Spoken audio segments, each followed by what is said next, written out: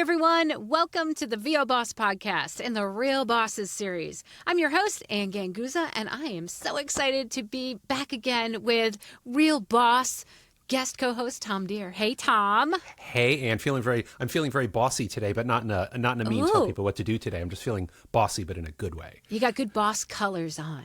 Yeah, and I got some good boss vibes going today too. So yeah, and you sound good, Tom. I do sound good today. So do funny. you. As always. Well, thank you. I'm going to be speaking next week at a conference to podcasters who are interested in becoming voiceover artists. So part of my conversation is going to include the equipment they need, the skills they need, and of course, what's so important to us as voice actors, our environment, right? Our studios. Mm-hmm. And, it's so funny because we are on opposite coasts, and I feel like we also have opposite type studios, but yet they both work amazingly well for our businesses. So I wanted to talk to you about your studio and our differences so that this could be a good reference for those bosses just starting out, that you don't necessarily need a $20,000 recording studio because when I first started, I certainly didn't have one. And I know that, Tom has the same story. As a matter of fact, when I first started, I was in my basement in New Jersey because basements are a good place where you don't have to deal with, let's say, external noises as much because you're, half underground. Mm-hmm. And it was a closet for me that I started off with. And, Tom, talk to me about when you first started. What was your first studio like? Okay. My first studio was also in New Jersey, Parsippany, New Jersey. That's right. Where were you in New Jersey? I don't remember. Northern Jersey. I was in North Haledon. Oh, right by Wayne. Yep. Okay, I know exactly where that is. Okay, so Parsippany is about 25-minute drive west of North Haledon. So I lived in a garden apartment. For those of you who don't know New Jersey, garden apartments are these sets of apartment buildings. They're almost always red brick. Often they could be white or other colors. And there's anywhere from 3 to 50 of them. And I lived on the second floor, and my first home recording studio was the front closet, which was over the steps that would lead to the door that would let you go outside. So what I did is I went to Home Depot and I got carpet remnants on the cheap.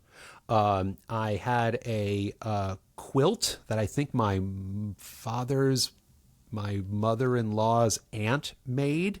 It's a lovely quilt, but I'm like, oh, this is a good use for it. I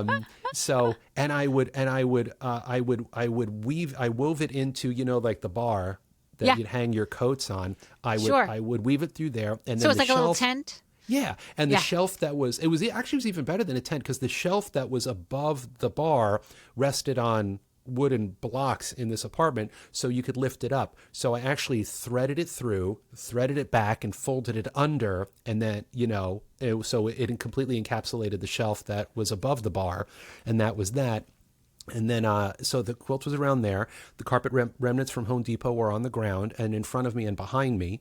And I made a point to, instead of, since the closet was a square box, instead of having be an angle, I wouldn't push the corner of the carpet remnant all the way into it, so it would be curved. So all of the corners of my so it wouldn't be like curved. Square, sharp corners, right? And then I hammered it in with penny nails, and then I had those football blankets, the kind that you roll up to take a football game. Yep. I had one of those, and I nailed that into the closet door, and that was it. And then I had a little snack tray with a desktop mic stand, and my mic was there, and then I got a monitor, which I drilled into back then I didn't drill it into the wall. It was on a stand, which was on the snack tray.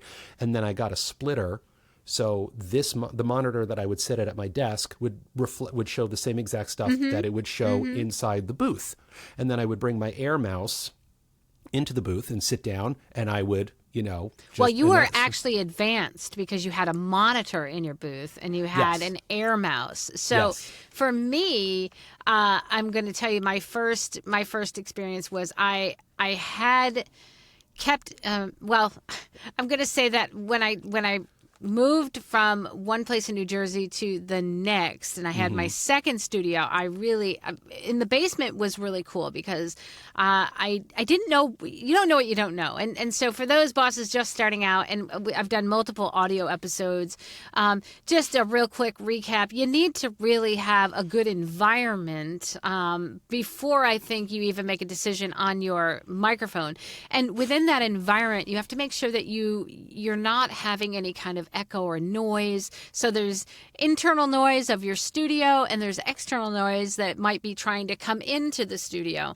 And you certainly don't want any of the noise that you're making, right, as you're voicing to be echoing off of walls or hard surfaces. So it's important to kind of have yourself surrounded with some sort of material that can absorb that sound, right, rather than have it be reflected back into the microphone. So when Tom talks about having his blankets and his carpet remnants and, up above him to the left, to the right, keep in mind you want to have some form of absorbing material that's in front of you, to the left, to the right, behind, and above you. And that will help curb any type of reflective sounds that might come back into the microphone. And then, of course, there's always sounds that come in from outside of the studio that we can't always control. I mean, studios have a recording sign for a reason. So even in a real studio, right, where this is what they do for a living, you can't run down the hall screaming at the top of your lungs while people are recording because not everything is completely soundproof. However, getting yourself in an environment where you're not going to get that much reflective sound and sound that might come in is best.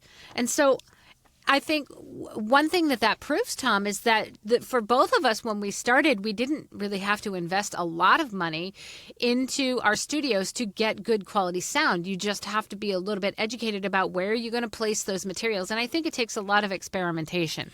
I do know when I first started, I didn't know what kind of sound I was supposed to have.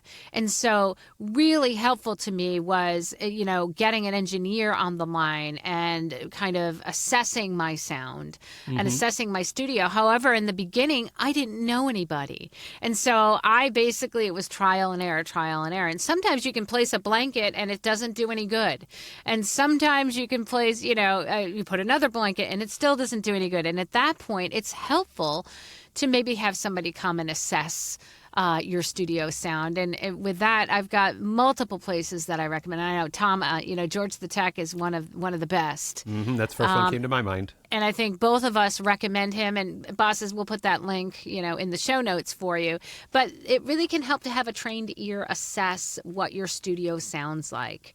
But also know that you don't have to spend thousands and thousands of dollars. Now, I remember back when I moved, right, from New Jersey to California, then I had a townhome, and I was up on a second floor, and then I had an office, I had a second bedroom, which was right outside of the kitchen. And I had a closet, and I said, oh, great, I've got a closet. I'll make a studio out of that. Well, that closet had no clothing in it, right? And that became a whole different set of circumstances where I thought, oh, it'll be easy. I'll just hang, I'll hang carpet, or I've got some old carpet. I'll hang some blankets. Well, it was actually more difficult to create a good sound with an empty closet than it was to actually build. My father actually built me a structure. So it was a little 4x4 by 8-foot room in a room, which actually works better than my closet, which had nothing in it, like no clothes. So I feel like a clothing closet with clothes in it is really something that can help and can be better in a lot of cases than a clean closet. Right. I think, I don't remember who said it, but sound functions like water. And you have to understand where the sound flows. And it always has to go somewhere. It's going to go down. It's going to go towards you or behind you. It's going to get bounced around and moved around. So understanding how and where the sound goes will help you figure it out, whether that involves getting bass traps or whether you got to get Oralex, or now, some people buy going, pool what? noodles. What are bass traps? Oralex is a form of acoustic foam. Okay. I don't even know if I can properly define bass traps are. They're usually in the corners of the room. Corners of the room, right. Corners of the room, right? Patting the corners of the room. I think what you're trying to do is not have any... the other thing, if you can, because of reflection, right, sound bouncing, if you have walls that are perpendicular to one another or parallel. Right, you don't want angles. Right. You want curves if you can. You want curves or angles, or if you do, and I'm going to get to our studios in just a moment. If you do, you want to make sure that you've got adequate coverage for sound absorption in there. Right, but at the same time, you don't want a dead space either. Too much acoustical treatment can be a bad thing because your sound has to have, your space has to have some kind of texture to it. Not like a signature texture that is like, oh, I can tell I listened to that commercial. I know Ann did it in her booth. It's not like that, but just something that doesn't sound like you're talking in a safe. You know what I mean? Yeah. Absolutely. Absolutely. So ultimately, Tom, it wasn't until I moved, and this is, how am I going to say, after how many years? 14 years? Yeah, after 14 years of actually being a full-time doing voiceover and making money. And so I had to have a booth that created good audio that people didn't reject. And trust me, I did have a time when people rejected my audio. And that was when I didn't have an ear for what I needed to know. And that was very distressing, by the way. All I can say is that once you figure out how to get your sound where it needs to be, it is a big load off your shoulders. But once I decided to move, I actually was able to kind of plan, and really think because, okay, I'm 13, 14 years into my full-time business.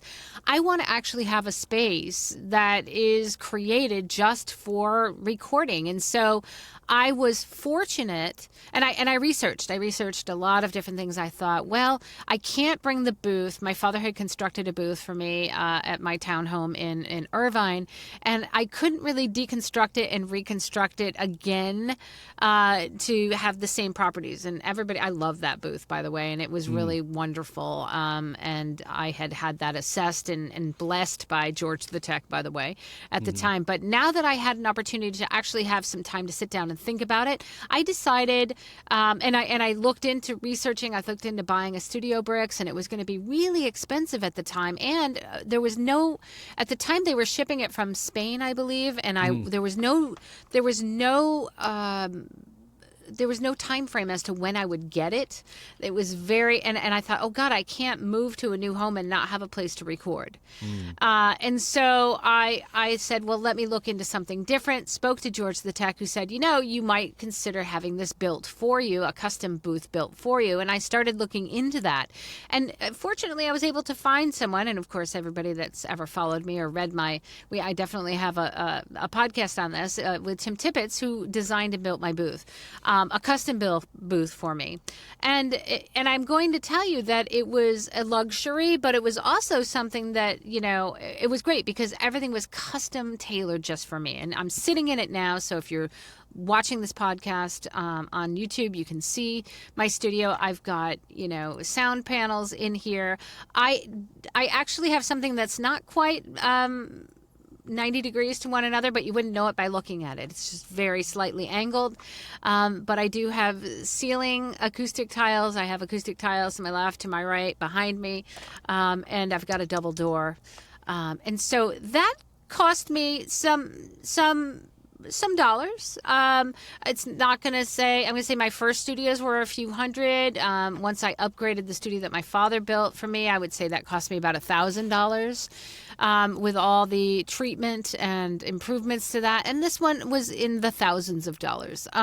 But it's kind of set it and forget it and done. And so comparatively, I live in a very quiet area to you, Tom, and we'll make that comparison because, right, I'm West Coast. I live in a home. I'm in a studio that is dedicated and built custom for me with double walls, green glue, acoustic panels. I live in an over 55 retirement community, so it's not on a cul-de-sac. There's not people racing around here. Well, if there are, then there's some other issue. And so I have all the blessings of, being able to sit in here and very rarely have to stop recording because there's something noisy happening outside. But Tom, tell me about yours, because again, mine cost thousands of dollars, and I'm not saying it was super expensive, because I think for a custom built booth, I got a really great deal. But Tom, talk about your studio, because again, you have an amazing studio that you've been working out of for years, and just producing broadcast quality, like beautiful stuff, one after the other.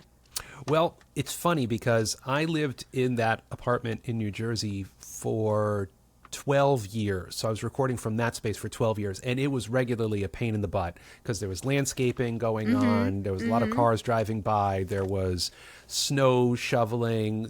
There was kids coming home from going to school, coming home from school, because the high school was right across the street. So there were a lot of problems with that one. Now, I live in Midtown Manhattan. For those of you who don't know, there are certain cross streets in New York City: 9th Street, 14th Street, 23rd Street, 34th Street, and then higher. I live on 34th Street, which means it's one of the two-way streets. Also, the Lincoln Tunnel entrance is just a stone's throw away. So I am literally living in the second floor of an apartment building over one of the most heavily trafficked streets in Manhattan, if not the country, if not the world.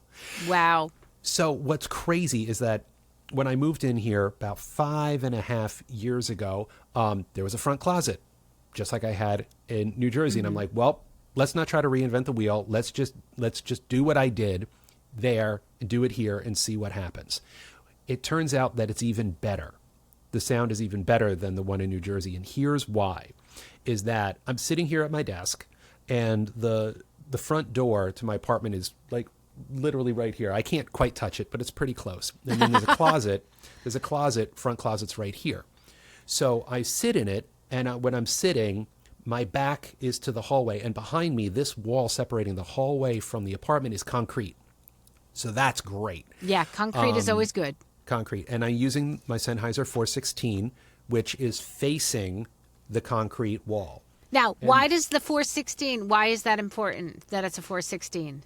The 416 is great because it has a very, very tight field. It doesn't pick up a lot outside of here, which is why if you get a Sennheiser 416, your angle to the microphone makes a very, very big difference. So you need to find that sweet spot where you're sitting, how it's angled up like this and where it is like this and where you are seated in relation to it to kind of get into that very tight field. Right. And that's what makes it, that's what makes that an ideal microphone for, let's say, a less than ideal space, right? And it's also one of the reasons why I use it for travel as well, because the pickup pattern is very concentrated and you don't have to worry so much about, like I also have a TLM 103, which is a beautiful microphone. However, it picks up when you breathe.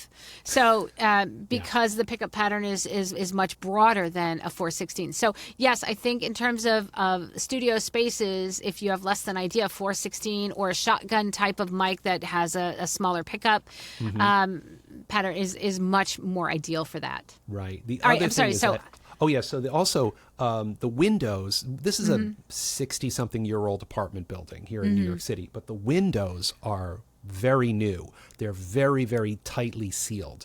So that's a huge help. So are they double paned?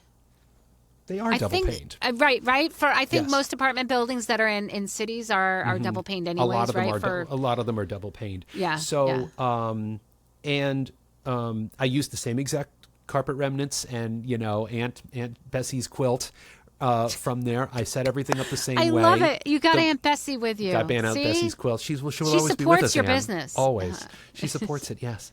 And the monitor, actually my wife, who's actually more mechanically inclined than I am, she actually drilled the monitor into the wall. So we set up all the acoustical treatment. She drilled it right in there, and then it's a new set of monitors since the ones I had in New Jersey, but they're also networked the same way with a splitter. And I bring the air mouse into the booth, and so I just scroll. So I haven't printed a script in years, and the quality it's even better than it was in New Jersey, and I attribute it to a more solid floor and the concrete wall and better treated windows. Yeah, so and the I other actually thing didn't too, spend anything on the new booth, actually. right? And the other thing too is you probably have to be concerned a lot of times, like an inside wall or a wall that has concrete on the other side of it, or a wall that isn't near plumbing is very helpful. And so if you're too close to a window, sometimes you don't have the protection. I mean, because that's yet another medium that can allow sound in or out or be reflective. I literally right outside of this door, probably 5 feet away is my front windows, and so I've got double windows there. But because I've got double doors here, but if the waste removal trucks come, right, actually I don't hear it through this, which is really fantastic. But if I have one of the doors open, or if I have both these doors open, or if I'm sitting outside, yes, obviously I won't be able to record. I've had jackhammers outside. Wow. That's fantastic. And the only thing that really, really gets through is if my upstairs neighbor is vacuuming. That's the only thing that makes it impossible to record. Everything you don't have else, any plumbing. So you're talking about the closet then. Your actual studio is the closet behind you right now that I'm seeing. Right. Yeah. There's a front door. There's a front closet right here, and then these other doors. And how big is lead that into closet? 3 by 3, maybe. Okay, and do you have anything else in it besides your recording equipment and Not or really. I mean, material? there's a shelf. There's 2 shelves above it, which is we use for storage of various things. This time of year, I've got 2 winter coats in there, but the rest of the year they're not in there. So actually, those 2 winter coats actually make it even a little more insulated. Absolutely, especially if they're puffer jackets, right? I mean, one's puffy and then one's like a really nice one, like when we go out. Actually, the only thing I did buy was the cable. I needed to make sure that the cable can run, so I'm sitting here and it runs across the floor right on the door, and then I've got the rug that covers that and just snakes into the booth. I think that was the only additional investment, and I live right by B&H, so it was like $20. I just went across the street, got whatever this is, a 15, 20-foot cable. I think that was the only additional expense to moving here from the old apartment, and that was it. I also want to say this, Ann, is that I was ashamed of my studio setup for a very, very long time. I thought that I wouldn't be regarded as a true professional, much less the VO strategist, if I didn't have a $5,000 booth. I am proud of my space. I am proud of the work that I do in it, and the work that me and with a lot of help from my wife did to get it to where it is. No, it doesn't cost a lot. No, it isn't pretty. But your job, bosses, is to be effective as voice actors on a performance level, on a logistical level, on a financial level, and on a technical level. So I don't care if it ain't pretty. It gets the job done. And nobody's necessarily looking, and even if they are looking at you in your studio, what comes out of that studio is what's important, right? It's not what the studio looks like. And I know a lot of bosses out there that are like, okay, they just want to. I think it becomes complicated to them, and sometimes a pre-built studio solution or a studio solution like Studio Bricks or Vocal Booth to Go or LA Booths or whichever is out there, it becomes a solution that's simple to them. Well, you don't necessarily need to spend that kind of money. If you have it, of course, I think that's great. But I think if you're just starting out in the industry and you're just trying to see if this is something that is going to be good for you, and if you're going to really, make a go at it and have a successful voiceover business, I don't think you need to invest a lot in a studio right away. I mean, gosh, I always talk about when we are traveling and on the road, Tom, we certainly don't have optimal recording situations in a hotel room, because a lot of times you've got the ventilation system, you've got fans running, you've got people out in the hallway in your hotel room, you've got windows and what's happening outside of windows to deal with.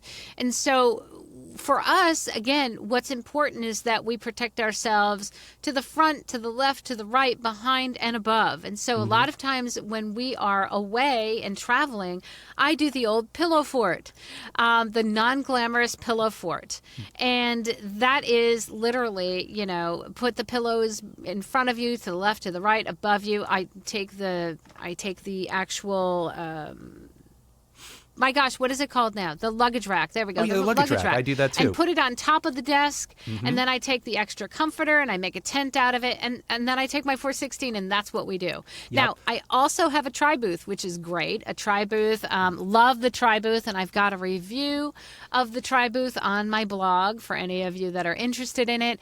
That is a PVC kind of put together, constructed booth with moving blankets. And a stack that has been created by George the Tech, so that you can recreate your home studio on the go. And so I absolutely love my tri-booth. If I decide that I want to take that, I can check that right on the plane.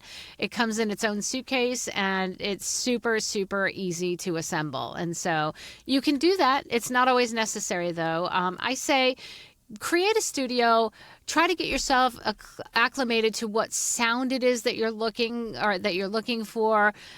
Great sound. If you are somewhat into audio today, if you're a podcaster, make sure that studio really does have I guess I'm going to say your acoustics properly set up and oriented, because sometimes a podcast, I mean, I know that when I first started podcasting, I would listen to other podcasts and go, why are they not concerned about their room, their sound? Because I would hear echo, I would hear all sorts of, sometimes the sound quality just wasn't there. But if you are coming in from another segment of the industry or another part of the industry, understand that your environment is important so that you can create good quality audio. It does not have to cost a lot of money. And Tom, I love our conversation because you are proof that you can have an amazing sounding studio and not have to invest a lot of money. You can be in, a crazy city with tons of traffic and not a lot of space, and create an environment that can, you can do work and excel at over and over again, and you don't have to invest lots and lots of money. So thank you so much for talking to me today about your studio. Any other tips that you have for, let's say, bosses maybe just starting out or investigating what kind of studio to get or things to do to create a great studio? Well, I do at vostrategist.com. I also have blogs and videos that talks about gear, and I also have a gear section on my site. I believe you do too, right? I do, absolutely. Studio gear. Check out both, because I guarantee there are some gear recommendations I have on my site that Ann doesn't, and then she has some on her site that I don't.